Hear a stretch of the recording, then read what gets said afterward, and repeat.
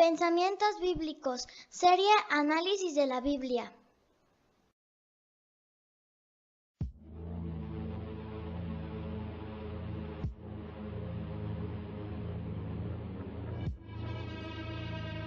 Cuando se habla del tema de las maldiciones, muchos cristianos creen que las maldiciones son provocadas por Satanás, quien dispone hordas de demonios que azoten al creyente y que por medio de sus actividades espirituales lo pueden influir. Se habla del demonio de la lujuria o del demonio de la avaricia y se cree que una persona bajo este tipo de influencia no puede salir de ella. Por otra parte, hay cristianos que creen que las maldiciones son como conjuros de maldad decretados por Dios, los cuales provocan que una persona y sus descendientes vivan permanentemente en una condición de pobreza material y de abatimiento espiritual. ¿Estos dos puntos de vista son realmente ciertos? ¿Qué son las maldiciones en el correcto y adecuado contexto bíblico?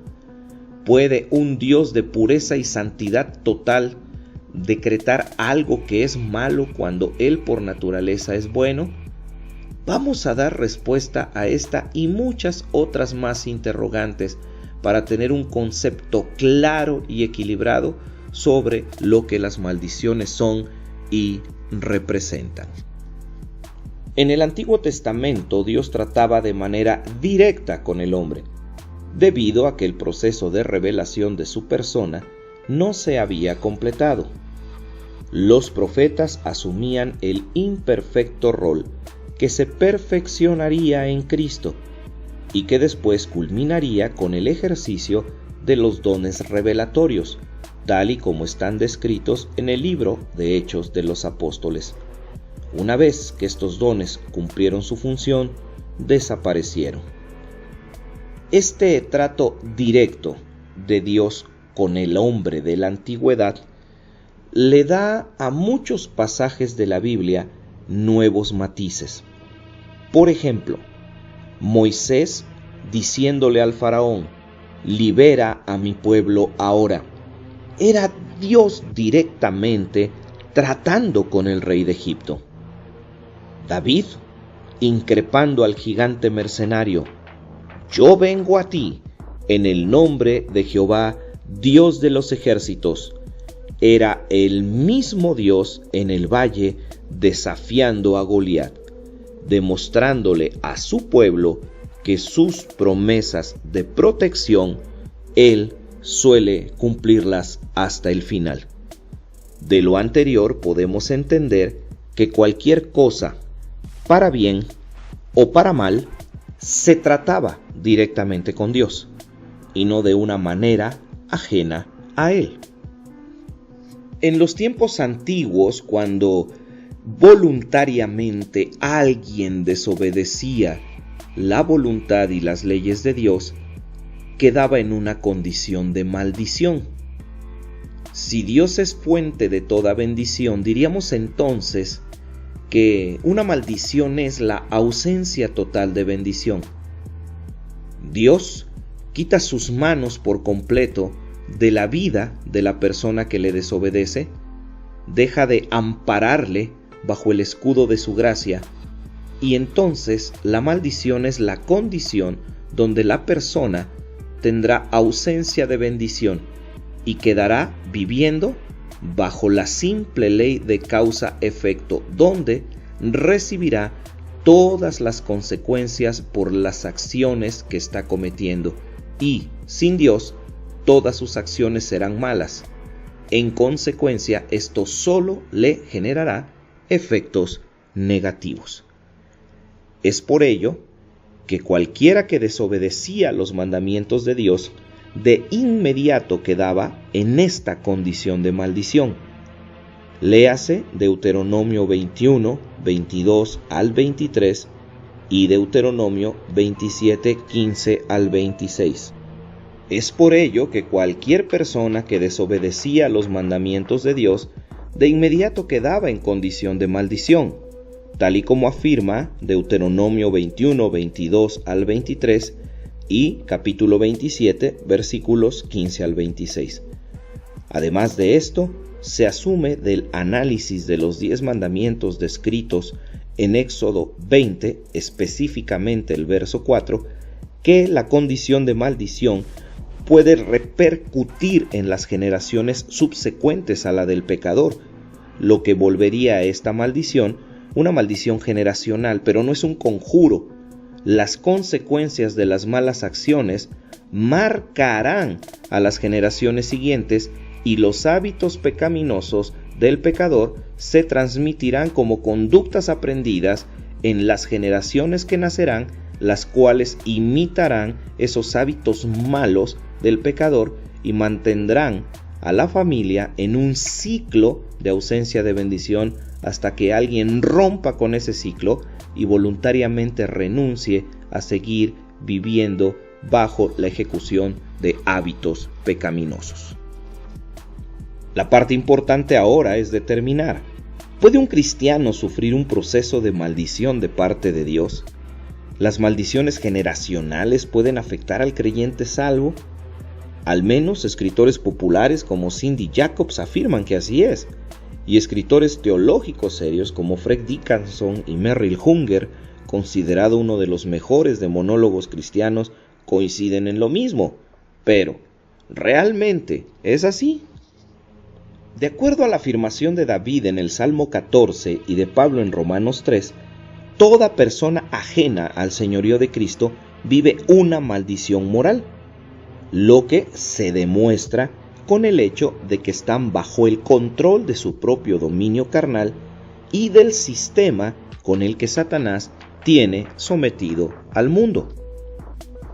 Juan Amigó, escritor cristiano, afirma: puesto que fue un ser humano, Adán, quien pecó transgrediendo la voluntad del Creador, y son los seres humanos quienes continúan pecando constantemente, debía ser también un ser humano, un segundo Adán, quien expiara la culpa por el pecado.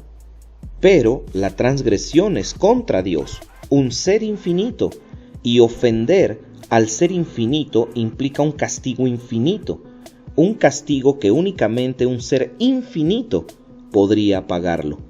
Y así, ante la imposibilidad de la raza humana de expiar su propia culpa y poder reconciliarse de nuevo con su Creador, Dios, en su amor infinito, decidió pagar Él mismo el precio de su propia justicia. Decidió convertirse Él mismo en el segundo Adán. Las palabras de Amigó están reforzadas por pasajes de la Biblia como Romanos capítulo 5, versículos 12 al 21. Unamos ahora las ideas que hemos manejado hasta este momento. Los cristianos estamos en Cristo, no con Cristo, lo que implica que el juicio y las maldiciones de Dios por rechazar la oferta de su amor, transgrediendo sus mandamientos, han quedado canceladas, han desaparecido. En consecuencia, el creyente goza de una condición permanente de bendición en Cristo.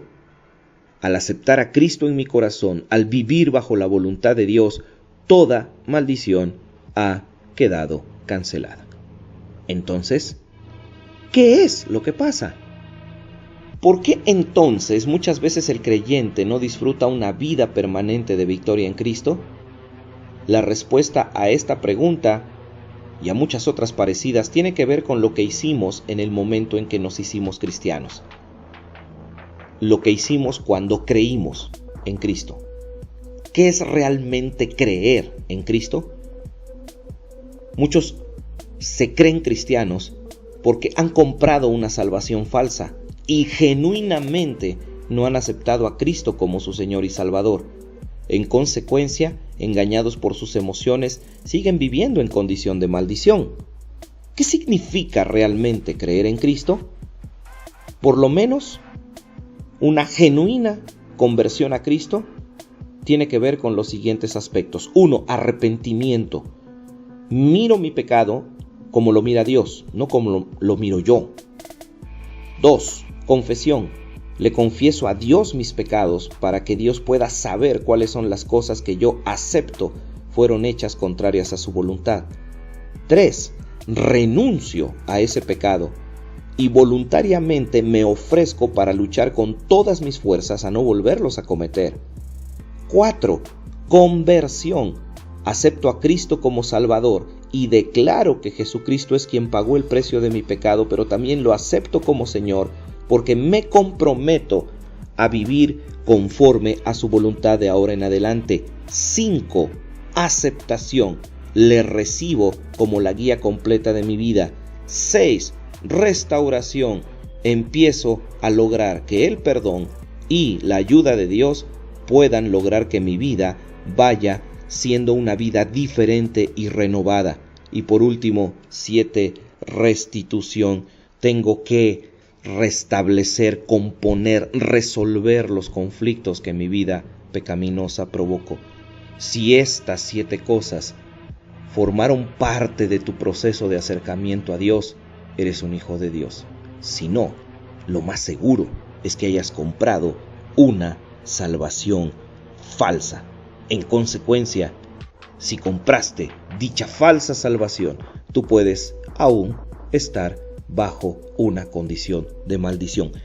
Pero, si tú realmente aceptaste a Cristo y la victoria no llega, 3 preguntas pueden hacerte reflexionar sobre algo que debes hacer con tu Señor para poder recuperar esa bendición a la cual Dios quiere someterte. 1. ¿Hay pecados ocultos? 2. ¿Hay cosas no confesadas a Dios que no has querido decirle? 3. ¿Realmente has renunciado a ser tú mismo y dejar que Dios controle tu vida? ¿O todavía sigues tomando el control de algunas áreas? La bendición nunca llegará.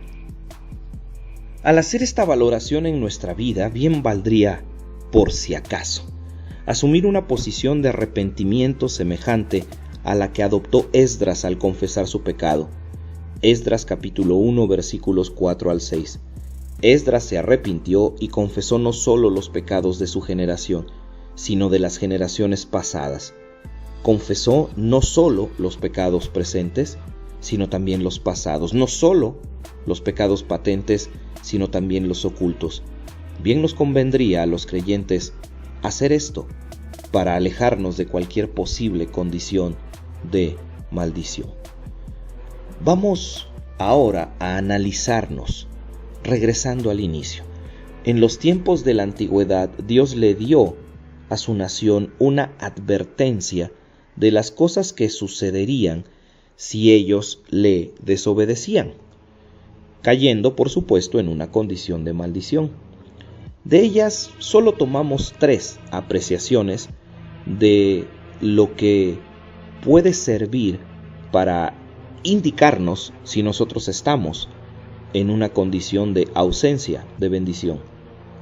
Josué 7:13 dice que no se puede hacer frente a nuestros enemigos y nuestros enemigos nos dominan cuando no estamos en condición de bendición. Deuteronomio 28:21 dice que hay condición de enfermedades inexplicables, y Deuteronomio 28 al 40 dice que hay una pobreza constante, recalcitrante y cada vez más intensa.